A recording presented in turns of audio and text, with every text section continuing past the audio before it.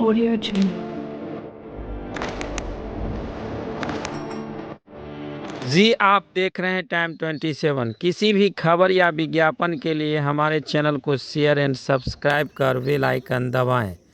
जानकारी के लिए बता दूं कि अभी आगामी विधानसभा चुनाव को लेकर सभी प्रत्याशी जो अपने अपने क्षेत्र में भ्रमण कर रहे हैं, वहीं पूर्व हायाघाट विधानसभा के एलजेपी प्रत्याशी आर.के. चौधरी ने भी दक्षिणी मल्लीपट्टी पंचायत के बल्हा ग्राम में भ्रमण किया। वहीं लोगों से उन्होंने संवाद किया। उन्होंने वादा और जो है वह आलोचना किसी का नहीं किया। उन्होंने यह कहा कि हमने जो आपके कोविड के समय में जो हमने आप लोगों का सेवा किया है, इस बार हम लोगों को परमानेंट सेवा करने का मौका दिया। वहीं आर.के. चौधरी ने क्या कुछ कहा वह भी सुनाएंगे। पेपर मिल में जो विवाद हुई थी उसमें जो है बल्हा का एक लड़का जो कि मुठभेड़ का शिकार हो गया था, और वह जब भी कोई प्रत्याशी आता है तो वो आक्रोशित हो जाते हैं। उसी पे अभी आर.के. चौधरी किस ने नज़रिया क्या से कुछ देख कहा, रहे हैं सुनिए। यहाँ किसकी सरकार होगी? देखिए, सरकार तो दूर की बात है, हम लोग लोकल हैं। यहाँ लोकल की चर्चा जो है प्रत्येक जैसे व्यक्ति का अभी जो वर्तमान में विधायक है वो जीते यहाँ पर, और पेपर मिल का भी चर्च किए, लेकिन आज तक घूम के भी नहीं आए कि पेपर मिल में क्या हुआ, इस इलाका में क्या हुआ। और यहाँ लोकल मुद्दा सबसे पहले पेपर मिल ही आता है। और इससे पहले जनता के जो नज़र में है, 10 सालों से 15 सालों से जनता को बिना पद पे रहे हुए सेवा कर रहे हैं, ऐसे व्यक्ति को जनता मांग कर रहे हैं। जो सरकार इनको जो जिस पार्टी से भी हो, जिस पार्टी से है सर, अभी उन पार्टी के द्वारा इनको टिकट मिले, और जनता ये चाहती है जो व्यक्ति आवे वो एक आर.के. चौधरी हैं। उनको जनता मांग करे जो आर.के. चौधरी यहाँ आवे, हम लोग को जो बिना पद पे रहते हुए सेवा कर रहे हैं, और जब पद पे आ जाएंगे तो हम लोग जरूर देखेंगे।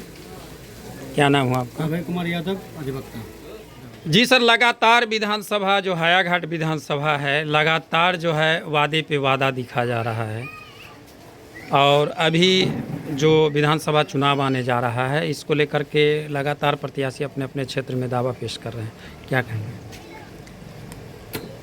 हायाघाट विधानसभा में सबसे जो बड़ा मुद्दा है वो अशोक पेपर मिल।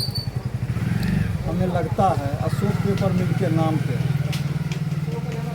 माननीय उमाधर बाबू भी 2 बार सिर्फ अशोक पेपर मिल को मुद्दा बना करके वो 2 बार निर्वाचित हुए। बहुत सारे लीडर अशोक पेपर मिल के नाम पे सदन में चले गए, विधानसभा के मेंबर हो गए, लेकिन आज तक जो अशोक पेपर मिल में जो 800 कर्मचारी थे, हमको लगता है कितने लोग मर गए, उनका जो बकाया मजदूरी है वो नहीं मिल सका। हम आपके माध्यम से हम ये हमारा मांग है जो कम से कम जो सरकारी वहाँ जो कर्मचारी हैं उनका जो बकाया वेतन है वो मिलना चाहिए। जो जनप्रतिनिधि, चाहे वो मेंबर ऑफ पार्लियामेंट हो कि असेंबली हो, उनका दायित्व है, ठीक है ना, जो कम से कम उनके समस्या का अस्थाई निदान हो। 400 एकड़ ज़मीन, 400 बीघा ज़मीन जो है सो वहाँ पड़ा हुआ है। अगर यहाँ के जो अस्थाई जनप्रतिनिधि है अगर वो इच्छा शक्ति से काम करेंगे तो हमको लगता है ये इलाका बहुत विकास करेगा, और उससे खास करके हायाघाट विधानसभा के जो भी जनता है उसको अधिक से अधिक फ़ायदा होगा। सबसे अधिक हमारे पंचायत में, मेरे गांव में अशोक पेपर मिल है, हम यहाँ के अस्थाई निवासी हैं, हम लोग यहाँ के जनप्रतिनिधि रहे हैं, तो सबसे अधिक जो है सो यहाँ दलित, महादलित, पिछड़ा, अति पिछड़ा और संख्यक वर्ग के लोग रहते हैं इस पेपर मिल के चारों तरफ। उसका जो है सो वो सबसे ज़्यादा फ़ायदा होगा। और सरकार भी अभी, चाहे राज्य सरकार हो या केंद्र सरकार हो, उनका भी अभी सोच है जो अधिक से अधिक पिछड़ा, अति पिछड़ा, अकलियत, दलित, महादलित के लोगों को ज़्यादा से ज़्यादा फ़ायदा कैसे हो। यदि अशोक पेपर मिल को चालू किया जाए, यहाँ बकाए मजदूर का भुगतान किया जाए, यहाँ नया उद्योग अगर लगे, तो सरकार जो विकास की बात कर रही है नरेंद्र मोदी, उसका जो है सो सपना साकार होगा इस अशोक पेपर मिल को चालू करने के माध्यम से। इसलिए हम फिर पुनः एक बार सरकार से, यहाँ के जो जनप्रतिनिधि है उनसे हमारा आग्रह है, विनती है, जो आप ईमानदारी पूर्वक प्रयास करिए,